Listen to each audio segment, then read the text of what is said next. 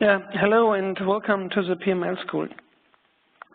Today we are in our second session of our mini-series where we present how to translate popular non-MEM models to Phoenix NLME. And I need to mention that right from the start. Our focus in this mini-series is to provide hands-on experience with non-MEM NLME in the Phoenix interface. So this series is geared towards users with basic knowledge of population modeling, and because we don't have the bandwidth to cover any theoretical aspects of population modeling here. But I would need to refer you to our Certara University. They are offering courses in that regards, and you might find the proper course offering there. Also, I guess a good use of these sessions is for teaching purposes. If you're in the academia teaching students in pharmacometrics, I guess this would be an ideal material that you can add to your course. Because you're not jumping directly into textual coding. You can use some graphical user interfaces that helps in getting up to speed with modeling. Anyway, coming back to the topic of today, our PK model that we present is a two-compartment IV bolus model. Where we have a couple of special tips and tricks that we want to show. The first thing is how to deal with multiple doses, of course.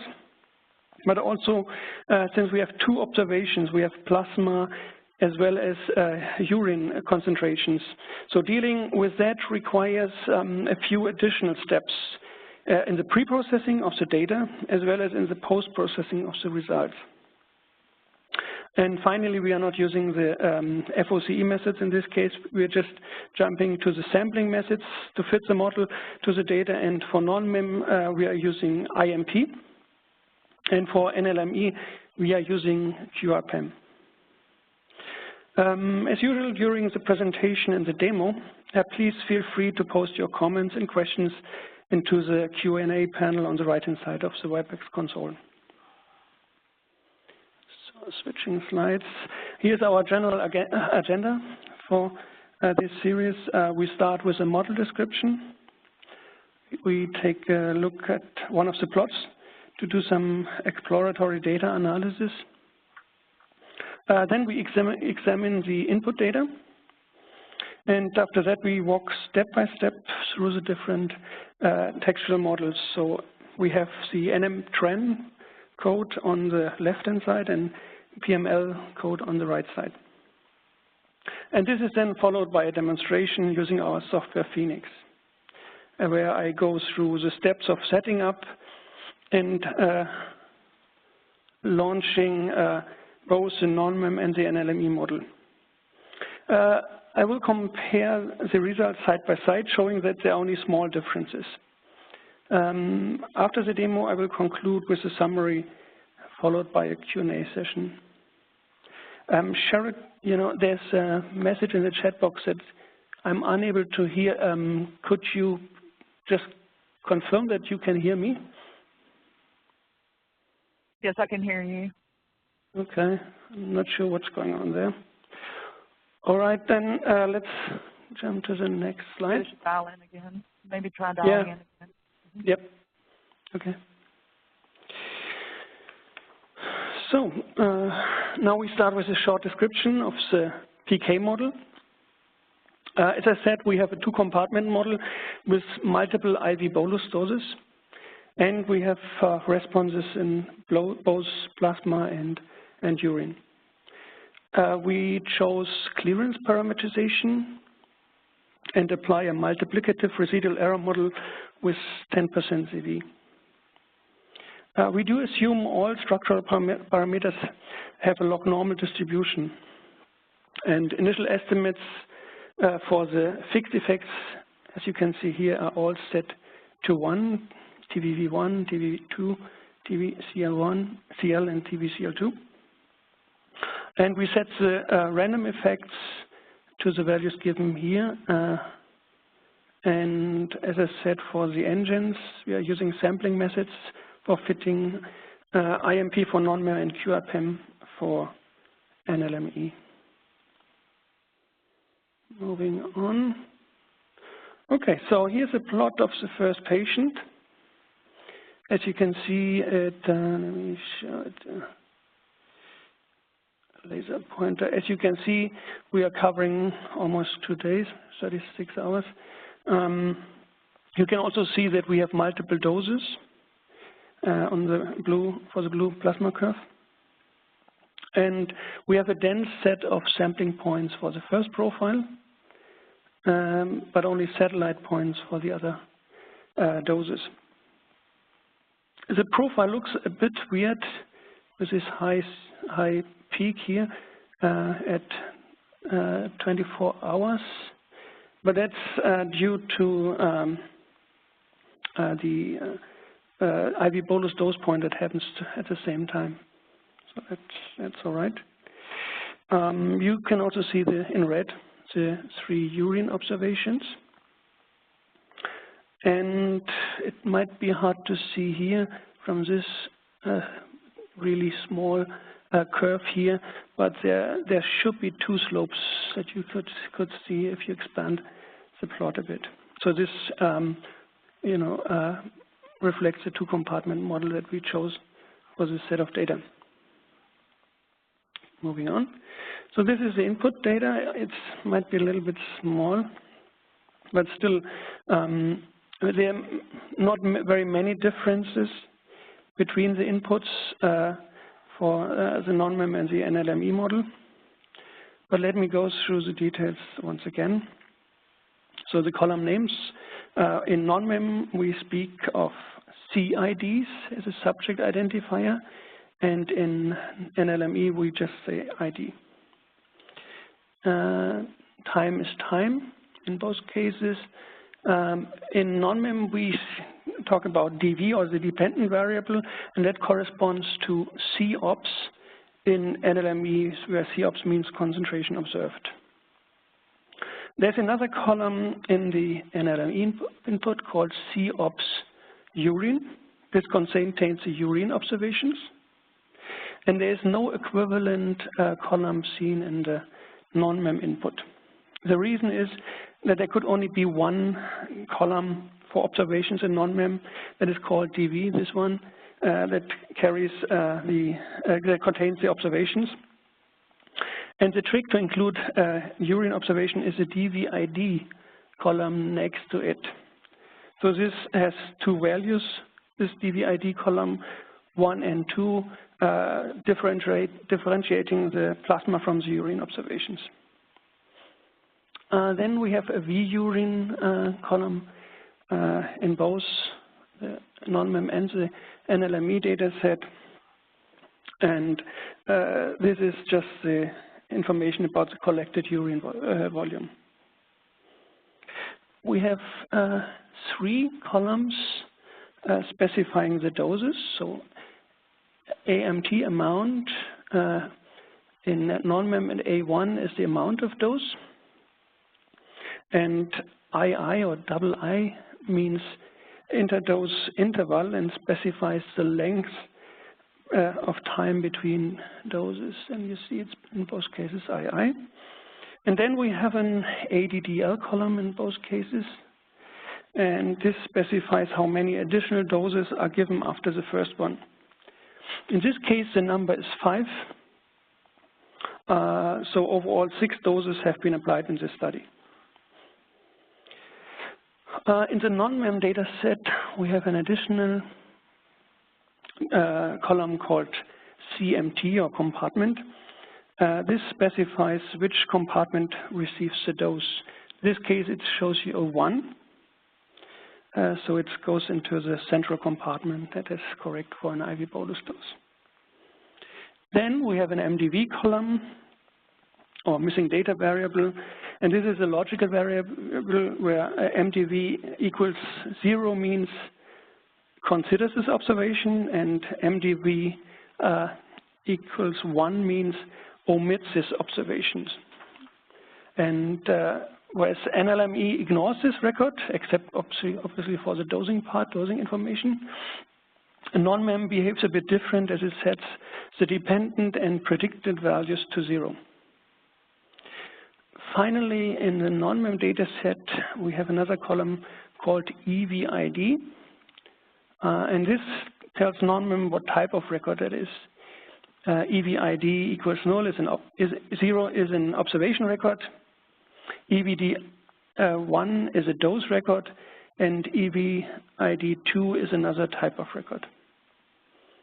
And as mentioned last time, the empty cells in NONMEM are all filled by dots, whereas in NLME, these are simply left empty. One special thing comes here. In this data set, and that deals with the urine data in the NONMEM data set. So after each urine observation, the amount in the corresponding compartment, in this case it's the elimination or urine compartment, needs to be set back to 0, to a value of 0. This is being achieved through the compartment column. You see that in this column. A negative value, in this case -3, this is a urine compartment, turns the compartment off at this time.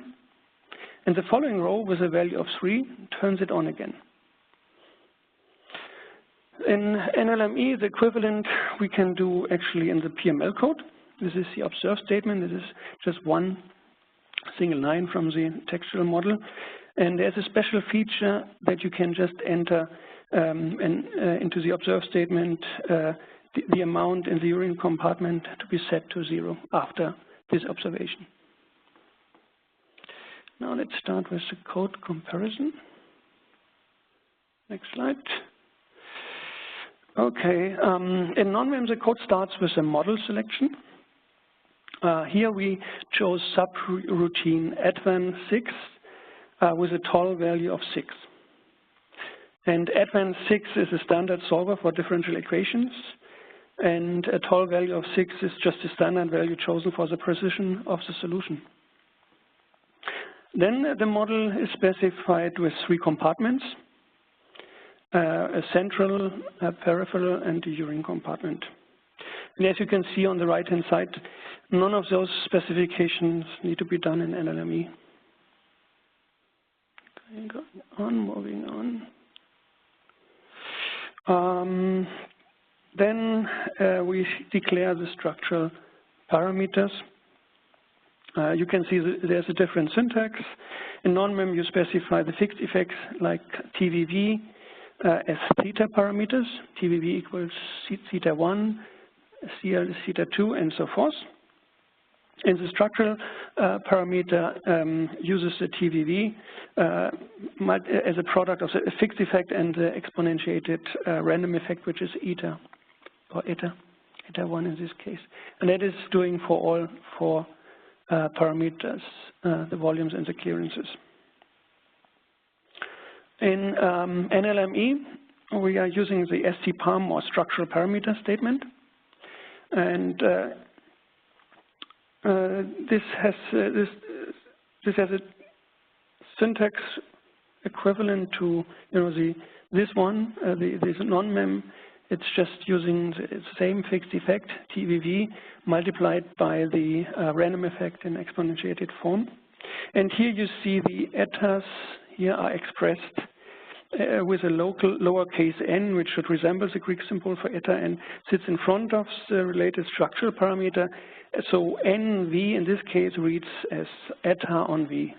And as you see, this is the same for all the 4 different parameters. Next is we need to provide initial estimates. Again, a different syntax. Here, NONMEM, the fixed effects are ordered by index, and this is done for both the fixed and also for the random effects, theta and omega. So you can see the initial values for TVV is 1 and so forth. Initial values for the random effects, eta 1, 0.1, and so forth. And the same or the equivalent syntax in NLME on the others on the right-hand side is we are using the fixF statement, and that expresses the typical value in form of a vector, where there are 3 values.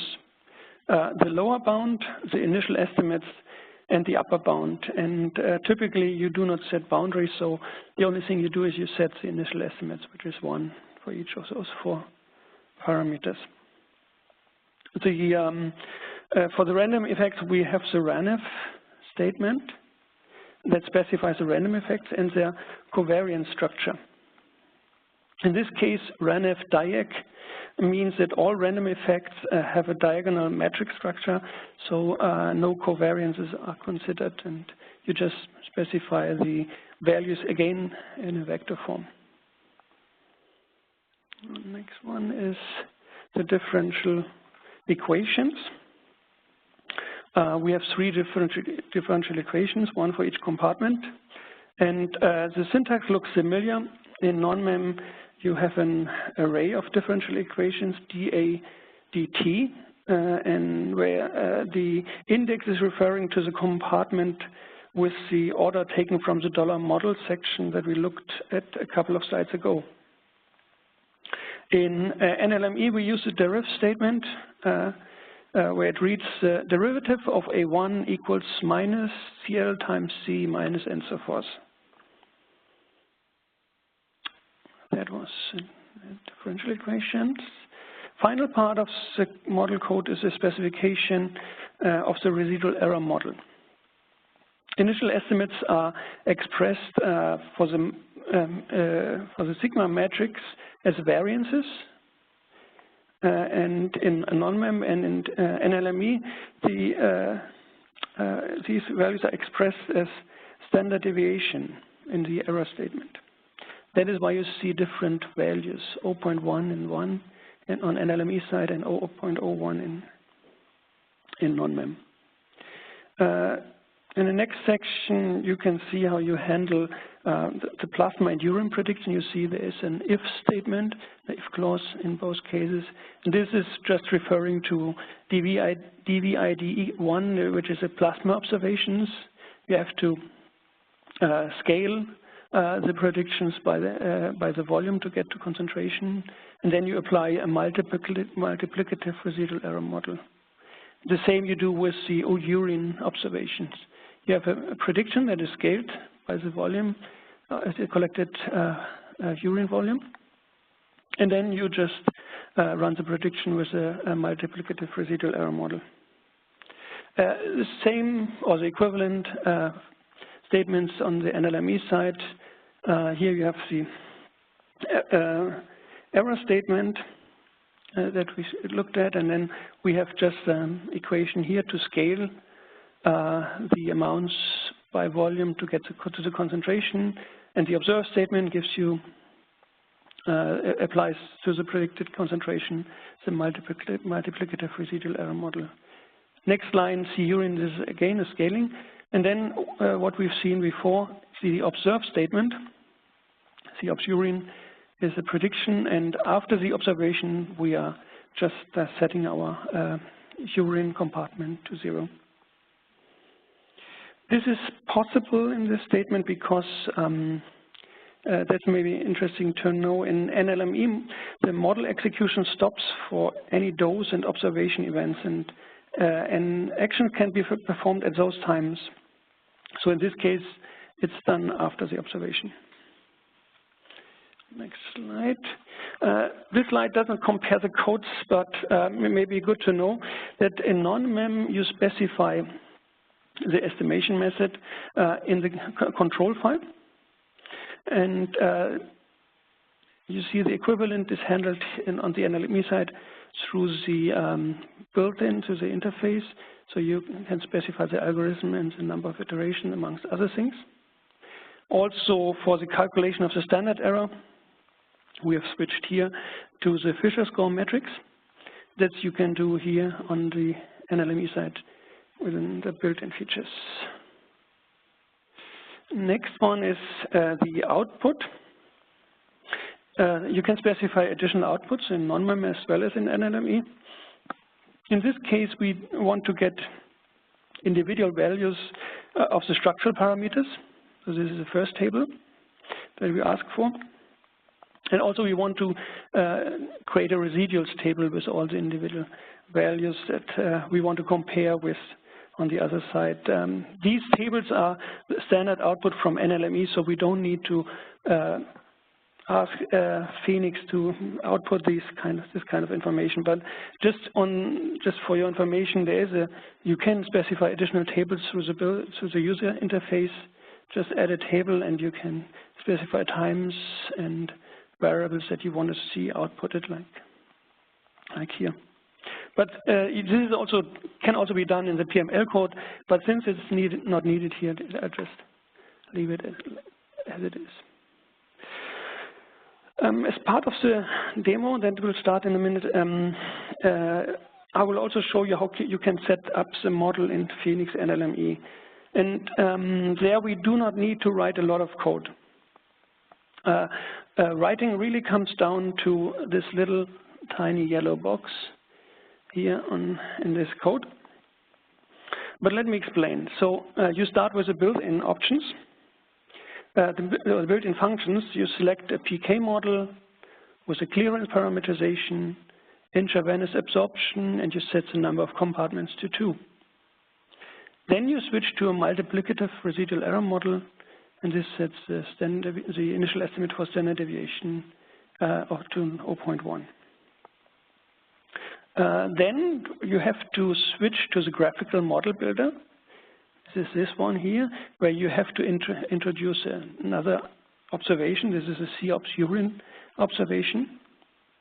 And you need to generate an expression how to scale the amount of urine here to the concentration through division by the volume of the urine.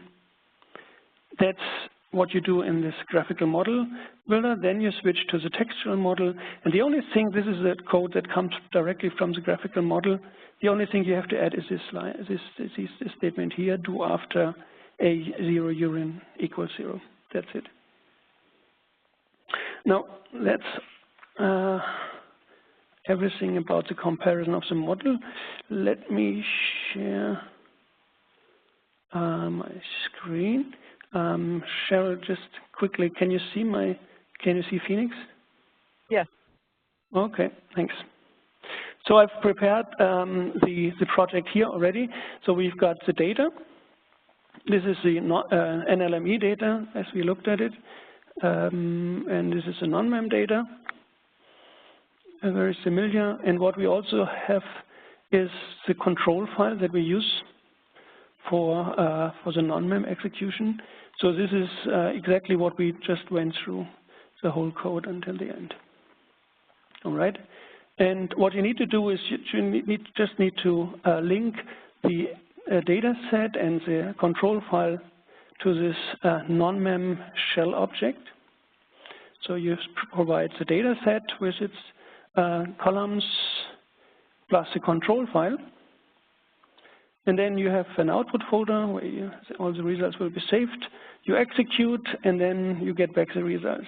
I don't want to execute it in this session because it takes some time, more than 30 minutes, to complete. So we just stick with the results as they are right now. So you've got all the different tables like omega, you've got sigma, and also theta as a result. And then you can see also some plots directly from NONMEM. But you can also look at, for example, the text files, the raw output here, which gives you the machine output with all details that you want to look at. And this is already prepared. So what we are going to do now is just to set up the equivalent model in Phoenix NLME, run it, and compare it side by side. So we take this data set and send this to a Phoenix model. Okay, and here what we need to do is, okay, PK, it's a PK model, stick with clearance, intravenous, switch to 2 compartments. We don't want to use a closed form, we want to do that with differential equations. We switch to the multiplicative residual error model, and it already switches to 0.1. Next, we can adjust the parameters. For the fixed effects, all values are already set to 1. That's good. For the random effects, I guess this is 0.1, 0.2, 0.3, and 0.5.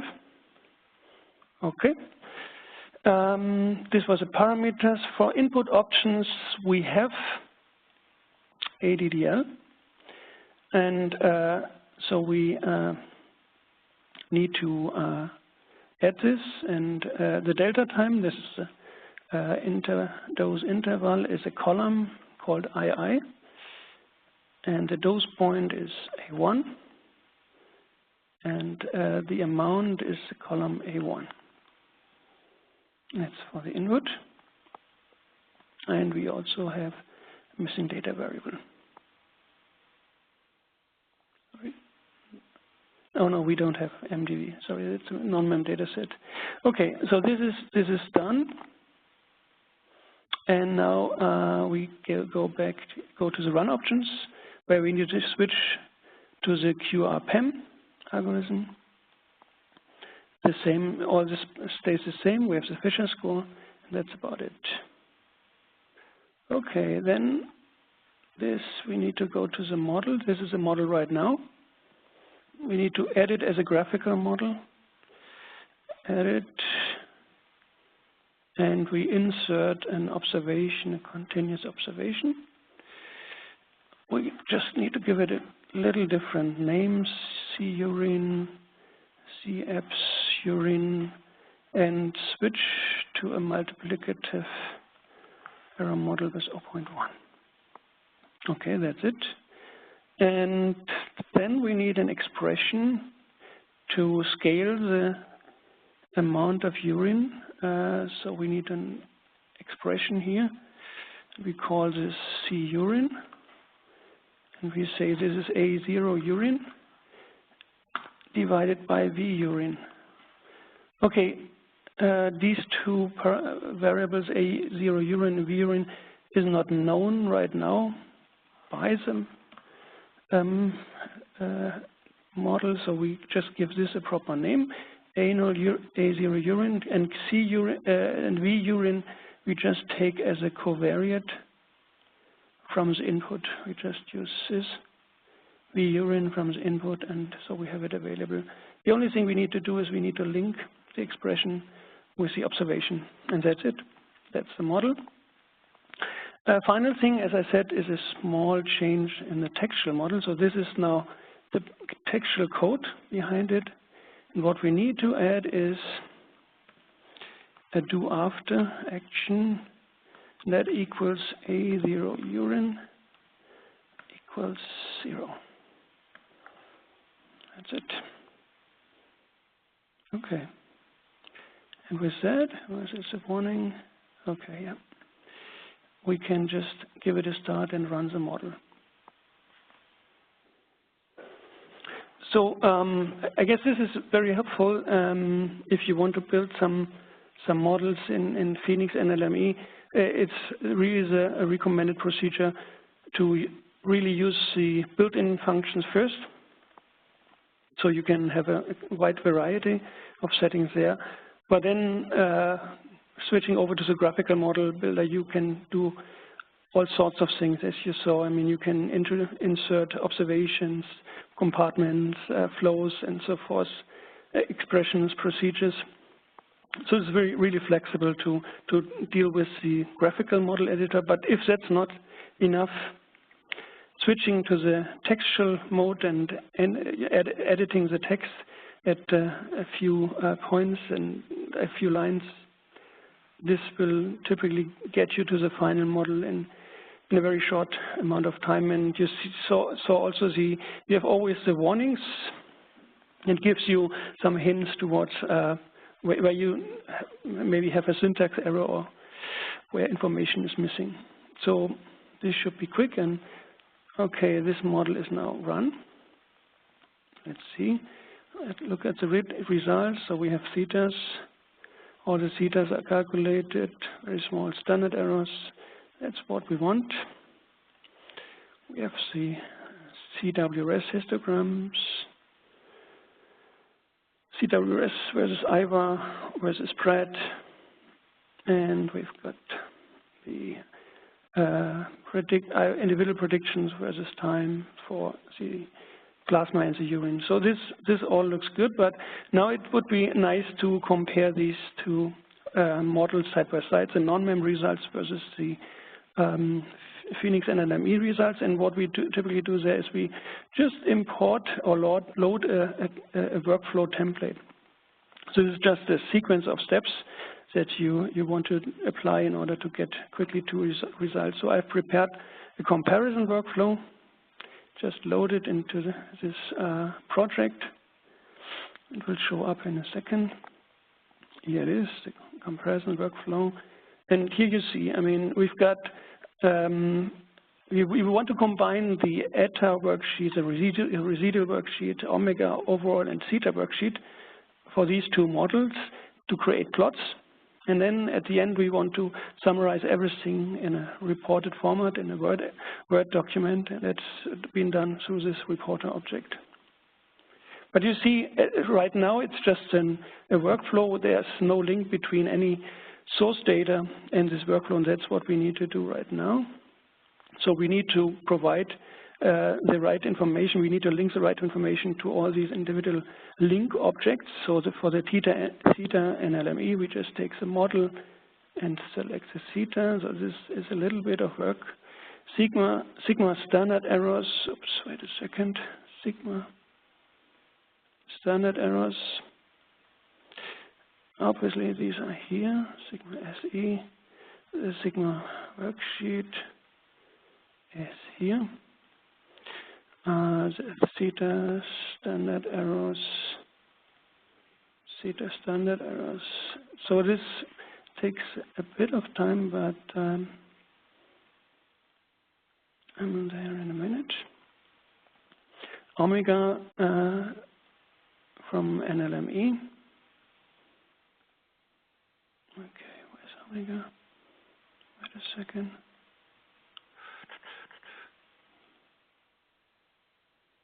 Omega.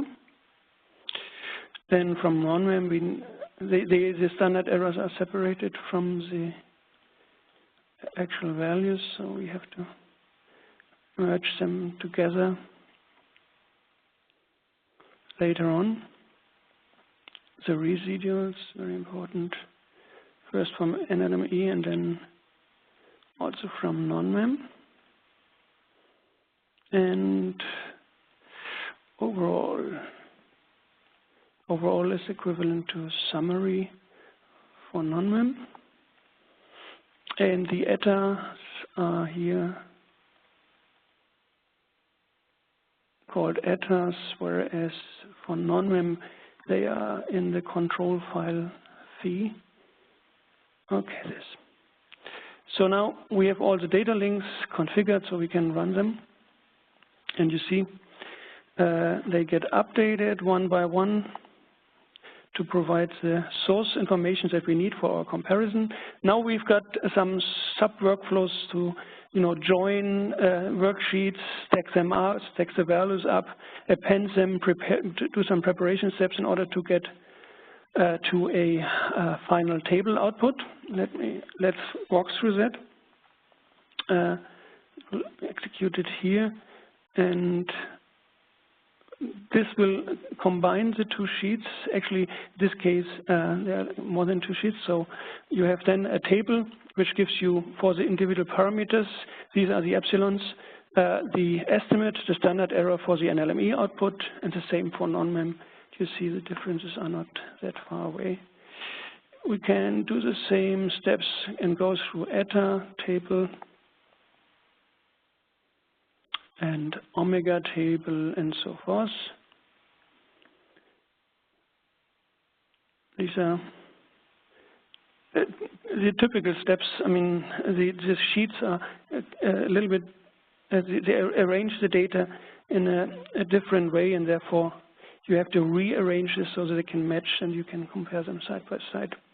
Like here, for example, the overall or summary, as well as, you know, the residuals. And once the residuals are complete, this is a long table, you can generate all these kind of plots that you know from Phoenix NLME. These have to be generated one by one, and they compare the outcomes from the different engines, from the different model packages very nicely. And once all this is completed, we can then also prepare a report where we can just pile them up one by one, the tables and the figures. So this is, for example, one of those plots, it's a histogram, and so forth, series, and so forth. And now the final step is here I've just prepared a Word document where I just mapped all the individual tables and plots from the comparison so that they appear in one unique report, and this will then can then be examined in more detail. So that takes a little while to extract all this information from the individual sub-workflows and the individual objects, put them together in a sequence, put some indexes on the figures and the tables, and so you've got everything really lined up in one document. As it takes a while, but let me show.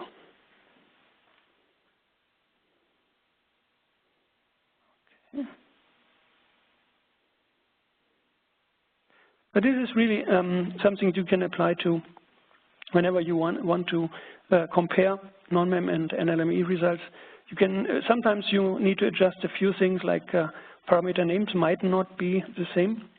But in general, I mean, these are always the same steps that you have to go through, and that's you can use on your own.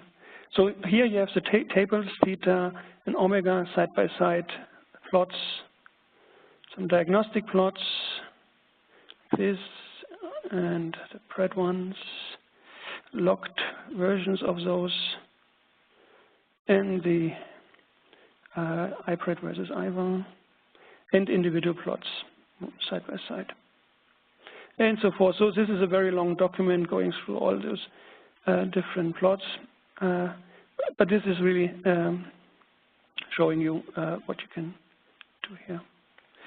Okay, with that, I guess I can go back to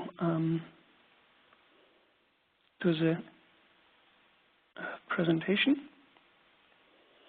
This was a demo. So a short list of results from this model. You see the DV versus iPRED plots here on the left-hand side. The DV iPRED versus IVA plots here in the middle, for the always for the plasma observations and the urine observations. And then the diagnostic plots showing the CWRS versus IVA, versus time for the plasma and urine. And also the theta table, where you see the comparison side by side with very small differences. Next thing is, yeah, I mean, we're at the end more or less. So today we covered a two-compartmental IV bolus model in non-MEM and Phoenix NLME. So we saw how we can set up multiple doses, how we can handle two observations, plasma and urine, and how we can switch to sampling methods, IMP and QRPEM. We also looked at the comparison, the post-processing of the non-MEM results to compare them with the NLME results, and we saw there were only small differences. So with that, I think we can go over to the Q&A session. So please, if you have a question, enter them into the Q&A box, and let me see if I can see them here. What is the difference between QRPEM and FOCE? This really goes back to the principles of population modeling. This is something what we typically do not cover here. I mean, as I mentioned, QRPEM is a sampling method and runs the. It's a different engine with a different kind of approach than FOCE. FOCE is just first-order conditional estimates methods, and we will give you a more detailed but still short answer when we post those questions on our forum.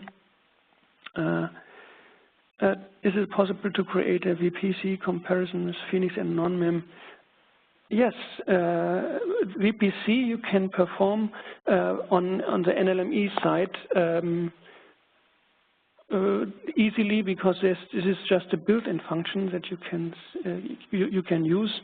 Obviously, for NONMEM, I need to check whether this can be done directly through our NONMEM shell, but this is something you can typically do, and once you have the results, you can also compare them side by side, as I showed you. But this is more a type of validation, model validation question that we haven't touched upon yet, so I haven't covered yet. This is maybe something we can pick for another session. All right.